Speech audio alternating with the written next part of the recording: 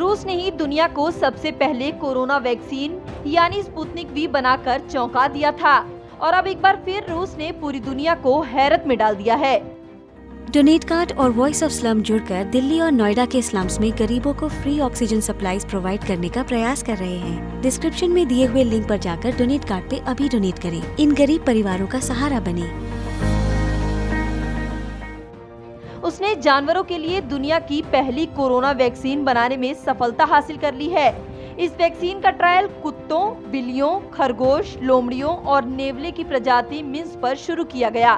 Vaccine लगाने के बाद इन सबके शरीर में कोरोना से लड़ने के लिए एंटीबॉडी भी विकसित हो गई हैं। बता दें कि इस वैक्सीन को रोसेल खोजनाजोर नाम की कंपनी ने बनाया है और इस वैक्सीन का नाम है कार्निवैक COV। कंपनी के मुताबिक रूस में इस वैक्सीन का उत्पादन अप्रैल महीने से ही शुरू कर दिया गया था।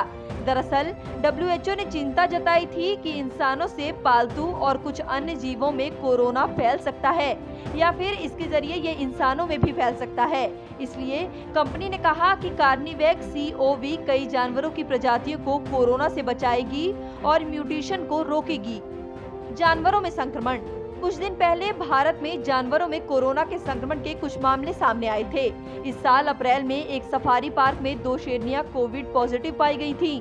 इसके अलावा 8 एशियाई शेर कोरोना संक्रमित पाए गए थे और उनमें कोरोना के लक्षण भी दिखाई दिए थे। रिपोर्ट्स के मुताबिक पिछले साल न्यूयॉर्क के एक चिड़ियाघर में 8 बाघ और 1 शेर कोरोना से संक्रमित पाए गए थे। इससे पहले हांगकांग और डेनमार्क में कुत्ते और बिल्लियों को भी कोरोना वायरस से संक्रमित पाया गया।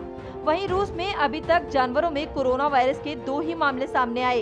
दोनों मामले बिल्लियों में ही मिले थे, लेकिन पिछले साल डेनमार्क में 1.70 करोड़ मिंस इसलिए मारे गए थे क्योंकि उनमें कोरोना वायरस की मौजूदगी होने का डर था। अगर इन जानवरों में कोरोना वायरस म्यूटेशन कर लेता तो उसे संभालना मुश्किल हो जाता। रोसेल खोजनाजोर ने कहा कि रूस की फर कंपनी जानवरों के लिए बनाई गई दुनिया की पहली वैक्सीन कार्निवैक COV खरीदने का फैसला कर चुकी है। इसके अलावा ग्रीस, पोलैंड और ऑस्ट्रिया भी रूस की इस वैक्सीन को खरीदने का भरोसा दिला चुका है।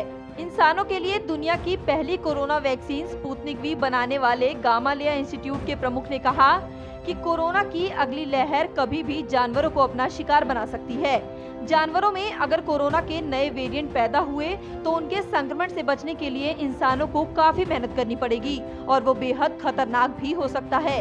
हालांकि कुछ साइंटिस्ट का मानना है कि कुत्ते और बिल्लियों से कोरोना के फैलाव की आशंका कम होती है क्योंकि वो कोरोना वायरस से गंभीर रूप से संक्रमित नहीं होते। उनमें कोरोना का संक्रमण बेहद हल्का पाया जाता है।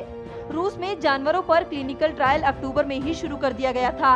इनमें कुत्ते, बिल्लियां, लोमड़ियां, मिंस और कुछ अन्य जीव भी शामिल थे। बता दें कि जानवरों को वैक्सीन लगाने के बाद उनके शरीर में 6 महीने बाद तक कोरोना वायरस से लड़ने के लिए एंटीबॉडी बन रही है।